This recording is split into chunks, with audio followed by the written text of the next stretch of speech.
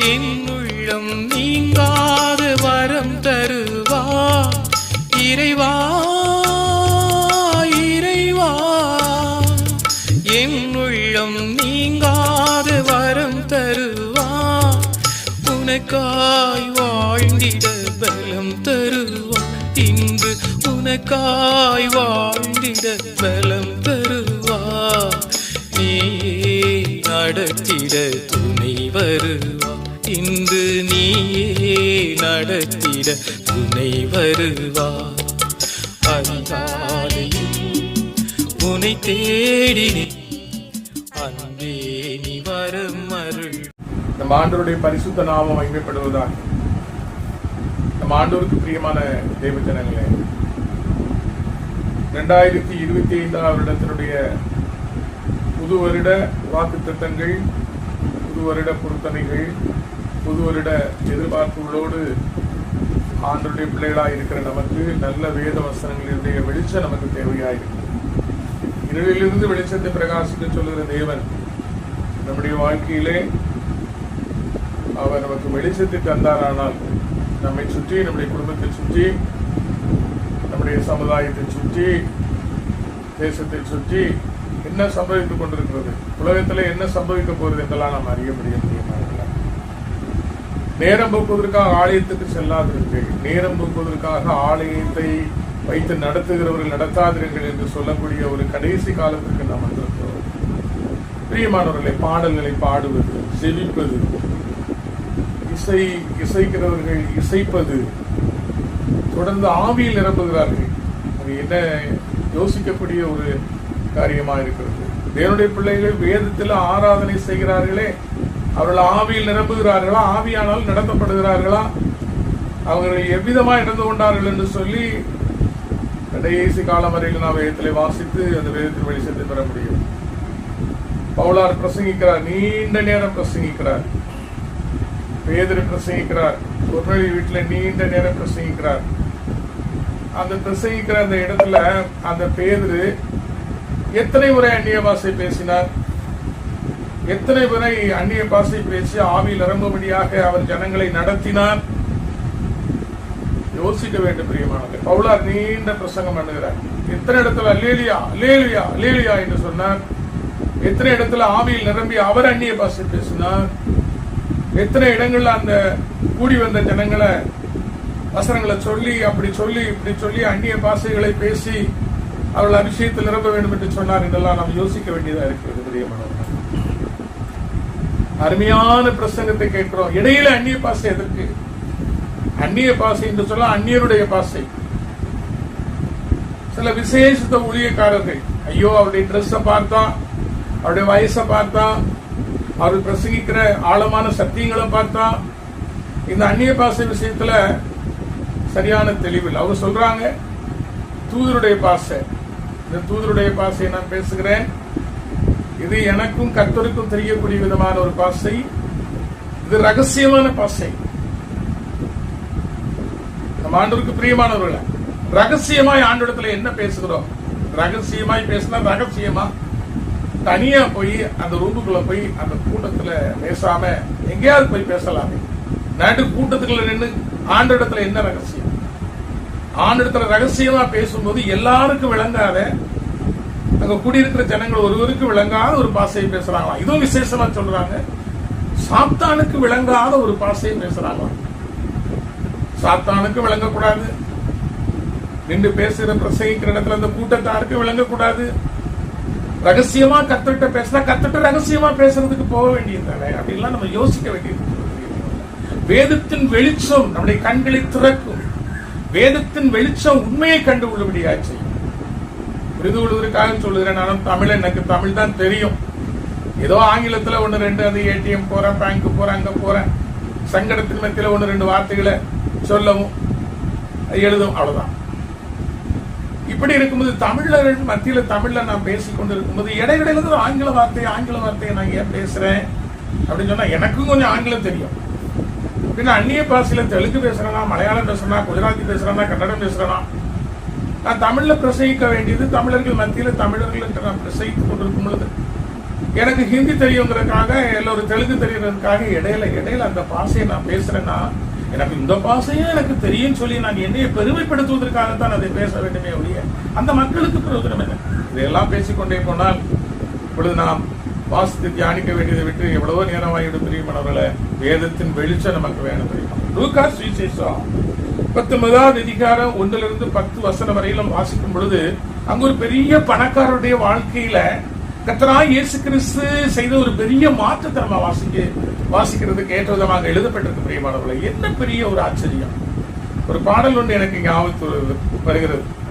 சகேயு வீட்டில் இடம் கொடுத்தார், சந்தோஷமாக வரவேற்றார், பாவங்கள் அனைத்தும் அறிக்கை செய்தான், பாவங்கள் அனைத்தும் அறிக்கை செய்தான், பரலோக இன்பம் பெற்றுக் கொண்டார், பரலோக இன்பம் பெற்றுக் கொண்டார். அருமையான ஒரு பாட்டு. பாடிக்கொண்டே மியூசிக் வாசித்து கொண்டே நேரம் போக்கி கதை சொல்லிட்டு அப்படி முடிக்கிறார். கடந்த முறை நீங்க அந்த பகுதியில் கேட்கிற பொழுது நான் அதை சொல்லி இருக்கிறேன். டைம் பாசிங்காக சர்ச்சில் நம்ம காணப்படக்கூடாது பிரியமானவர்களே. சர்ச்சில் நடத்துகிறவர்கள் மக்களை கூட்டி டைம் பாசிங் பண்ணக்கூடாது, சத்தியத்தை சொல்லணும் பிரியமானவர்களே. இந்த சகையனுடைய வாழ்க்கையில கர்த்தராகிய இயேசு கிறிஸ்து சகையின் மூலமாக நமக்கு என்ன சத்தியத்தை தெரியப்படுகிறார் என்று நாம் தெரிந்திருக்க வேண்டாமா? எங்கே நான் வாசிக்கலாம்.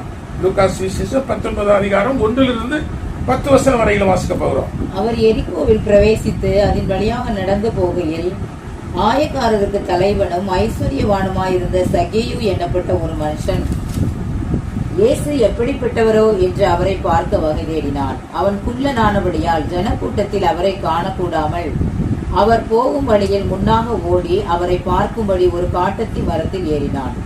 இயேசு அந்த இடத்தில் வந்தபோது அண்ணாந்து பார்த்து அவனை கண்டு, சகேயுவே, நீ சீக்கிரமாய் இறங்கி வா, இன்றைக்கு நான் உன் வீட்டிலே தங்க வேண்டும் என்றார். அவன் சீக்கிரமாய் இறங்கி சந்தோஷத்தோடு அவரை அழைத்து கொண்டு போனான். அதை கண்ட யாவரும் இவர் பாவியான மனுஷனிடத்தில் தங்கும்படி போனார் என்று முறுமுறுத்தார்கள். சகேயு நின்று கர்த்தரை நோக்கி, ஆண்டவரே, என் ஆஸ்திகளில் பாதியை ஏழைகளுக்கு கொடுக்கிறேன். நான் ஒருவரிடத்தில் எதையாகிலும் அநியாயமாய் வாங்கினதுண்டானால் நாளத்தனையாக திரும்பச் செலுத்துகிறேன் என்றான். இயேசு அவனை நோக்கி, இன்றைக்கு இந்த வீட்டுக்கு ரட்சிப்பு வந்தது. இவனும் ஆபிரகாமுக்கு குமாரனாய் இருக்கிறானே. இழந்து போனதை தேடவும் ரட்சிக்கவுமே மனுஷகுமாரன் வந்திருக்கிறார் என்றார். என்ன அருமையான ஒரு வசனத்தை வாசிக்கிறோம் பிரியமான. 10வது வசனம். இழந்து போனாராம், நம்முடைய ஆண்டவர் இழந்து போனாராம், ரட்சிக்கவுமே மனுஷகுமாரன் இந்த பூமிக்கு வந்திருக்கிறேன் என்று சொன்னார். நான் இழந்து போனேன், இழந்து போனதை தேடும்படியாக நான் வந்திருக்கிறேன், தேடி ரட்சிக்கும்படியாக நான் வந்திருக்கிறேன் என்று சொன்னார். அந்த 19வது அதிகாரம் 2வது வசனத்தை திரும்ப வாசிக்க கேட்கலாம். ஆயக்காரருக்கு தலைவனும் ஐஸ்வர்யவானுமாய் இருந்த சகேயு எண்ணப்பட்ட ஒரு மனுஷன். சகையை குறித்து என்ன சொல்லியிருக்கிறது? வரி வசூலிக்கிறவர்களுக்கெல்லாம் தலைவன் என்று சொல்லப்பட்டிருக்கிறது. அடுத்தபடியாக நாம் வாசிக்கிறோம், ஐஸ்வர்யவான். ஐஸ்வர்யவான் பெரிய ஒரு பணக்காரன் என்று எழுதப்பட்டிருக்கிறது. இந்த சகையுடைய வாழ்க்கையில ஆண்டவர் இயேசு தெய்வம் ஒரு பெரிய சத்தியத்தை அந்த சகை மூலமாக வெளிப்படுத்துவதை நாம் அறிந்திருக்கிறோமா? இதை பிரசங்கித்தவர்கள் நமக்கு சொல்லி இருக்கிறார்களா? இன்றைக்கு நாம் ஆராய்ந்து அறிந்து கொள்ள போகிறோம் பிரியமானவர்களே. அது நம்முடைய வாழ்க்கையில் ஒரு வெளிச்சத்தை உண்டாக்குமா? ஆம். இந்த சகையினுடைய வாழ்க்கையில ஆண்டவராகிய இயேசு கிறிஸ்து அவர் மூலமாக வெளிப்படுத்துகிற சத்தியத்தை நாம் புரிந்து கொள்ளுமானால் நம்முடைய வாழ்க்கையில் ஒரு வெளிச்சத்தை அது உண்டாக்கும். இருளிலிருந்து வெளிச்சத்தை பிரகாசிக்க செய்கிற தேவன் நம்முடைய தனிப்பட்ட வாழ்க்கை இதன் மூலமாக ஒரு வெளிச்சத்தை, இருளான வாழ்க்கையிலிருந்து ஒரு வெளிச்சத்தை காணும்படியாக நமக்கு செய்வார் பிரியமானவர்களே. சகை ஒரு பெரிய ஒரு பணக்காரன். அவன் வரி வசூலிக்கிறவர்களுக்கு தலைவன். நல்ல ஒரு பதவி, தலைமை பதவி. இவன் பெரிய ஒரு அதிகாரி. இவன் ஒரு யூதன். இவனுக்கு ஆண்டவராகிய இயேசு கிறிஸ்துவை பார்க்க வேண்டும் என்கிற ஒரு ஆசை. ஆண்டவராகிய இயேசு கிறிஸ்துவை பார்க்க வேண்டும் என்கிற ஒரு ஆசையில் தன்னை மறந்தவனாக அவன் காணப்படுகிறான். ஐஸ்வர்யவான் என்கிறதையும் மறந்து போனான், அதிகாரி என்பதையும் மறந்து போனான். எப்படியாய் அவரை பார்க்க வேண்டும். ஆண்டவர் இயேசு அந்த எரிகோவின் வழியாக வரும் பொழுது திரளான ஜனங்கள் அவரை சூழ்ந்திருக்க, நெருக்கத்தின் மத்தியில் வந்து கொண்டிருக்கிறத பார்க்கிறதற்கு இவன் குள்ளனாயிருந்தபடியினால், உயரத்தில் மிகவும் குறைவாக இருந்தபடியினால் பார்ப்பதற்கு வாய்ப்பு இல்லை. அவன் யோசித்தான். அவன் யோசித்ததுல தன்னை ஒரு பணக்காரனாக மறந்து போனான், தன்னை ஒரு அதிகாரியாக மறந்து போனான். எல்லாவற்றையும் மறந்து அதிகமாக ஆண்டவராகிய இயேசு கிறிஸ்துவை தான் பார்க்க வேண்டும் என்று அவன் ஆசைப்பட்டான். ஆனதுனால தன்னை மறந்தவனாக அவன் கூட்டத்திற்கு முன்பதாக, அந்த கூட்டம் அந்த இடத்திற்கு வருவதற்கு முன்பதாக ஓட்டமாய் ஓடினான். ஓடி அவன் தன்னை மறந்து, யாரு அவன் ஓடுறத பார்த்து அவனை யோசிக்கல, ஓடினான். ஓடி அங்கே ஒரு காட்டத்தி மரம், உயரமான ஒரு காட்டத்தி மரத்தை அவன் கண்டான். அந்த காட்டத்தி மரத்தில் வேகமாக வேகமாக வேகமாக ஏறி அந்த காட்டத்தி மரத்தினுடைய உயரமான கிளையில் அமர்ந்து கொண்டான் என்று நாம் சொல்லலாம் பிரியமானவர்களே. ஆயினும் இவன் ஐஸ்வர்யவானாயும் ஒரு அதிகாரியுமாய் இருந்தபடியினால மற்றவர்கள் தன்னை பார்க்க கூடாதபடிக்கு நிச்சயமாகவே அந்த கிளையின் இலைகளுக்கு மத்தியில் மறைந்து கொண்டுதான் இருந்திருக்க வேண்டும். மற்றவர்கள் அவனை வேடிக்கை பார்ப்பார்களே, ஒரு அதிகாரி, ஒரு படித்தவன், ஒரு ஐஸ்வர்யவான் இப்படி நடந்து கொண்டானே என்று ஏளனமாய் பார்ப்பார்களே. எல்லாவற்றையும் மறந்தான். அவன் இலைகளுக்கு மத்தியில அந்த கிளையில் உட்கார்ந்து கொடுக்கிறான். ஆண்டவர் தெய்வம் அந்த பாதைக்கு அங்கே வருகிறார். அந்த இடத்துக்கு வந்த மாத்திரத்திலே அவர் அந்த காட்டத்தி மரத்தை அன்னார்ந்து பார்த்தார் என்று நாம் வாசிக்கிறோம். அந்த இடத்துல இருக்கிறார், எல்லோரும் இருக்கிறார்கள். அந்த காட்டத்தி மரத்தை அவர் பார்க்கிறார், எல்லோரும் யோசிக்கிறார்கள். அண்ணாந்து பார்க்கிறார்.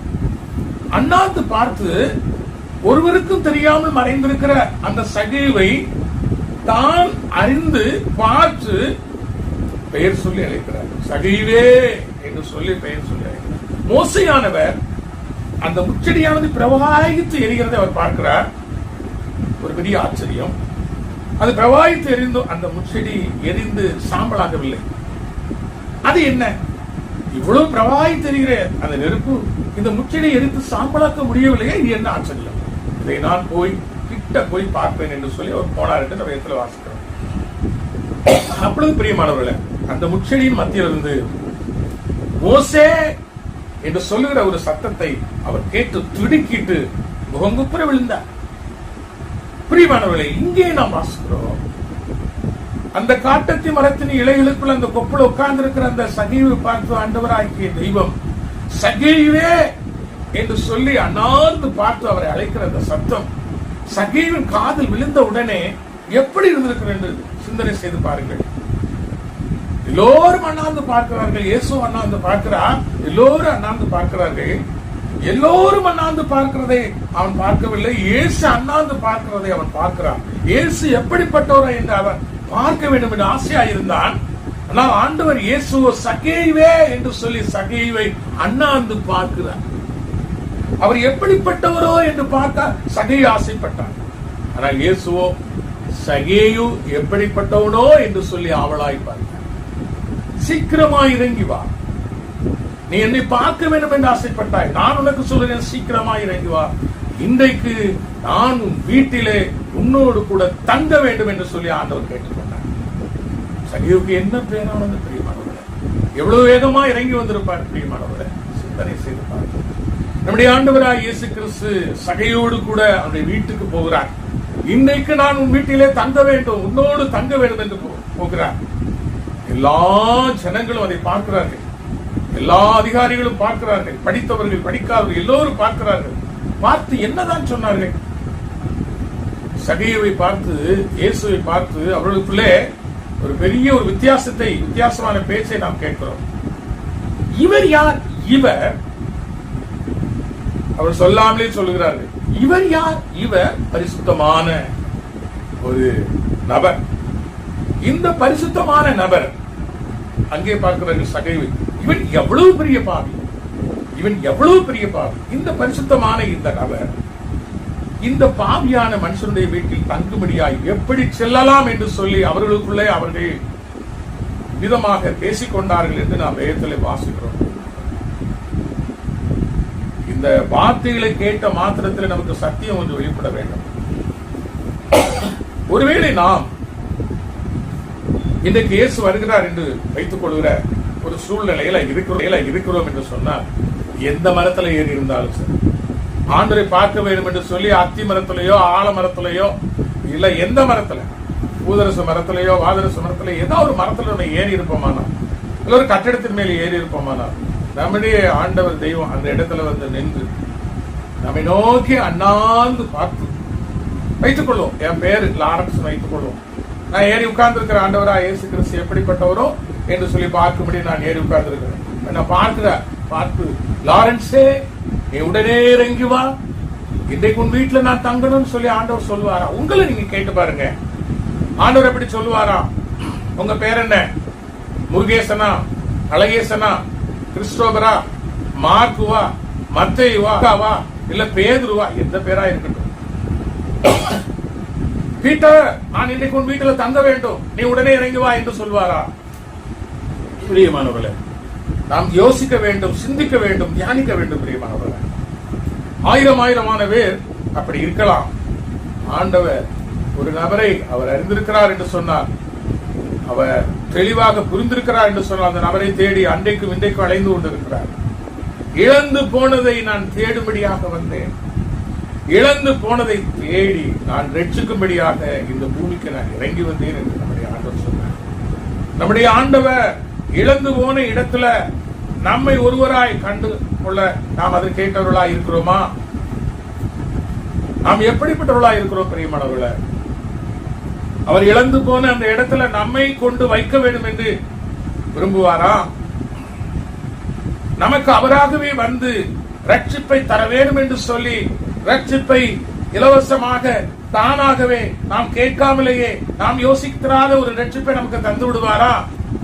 சிந்தனை செய்து பார்ப்போம். நம்முடைய கண்டு திறக்கப்பட வேண்டும். பிரியமானவர்களே, கர்த்தர் நம்மை ஆசீர்வதித்து விளங்க செய்யும்படியாக நாம் அவரிடத்தில் மன்றாட வேண்டும். பிரியமானவர்களே, கர்த்தர் நம்மை ஆசீர்வதிப்பாராக.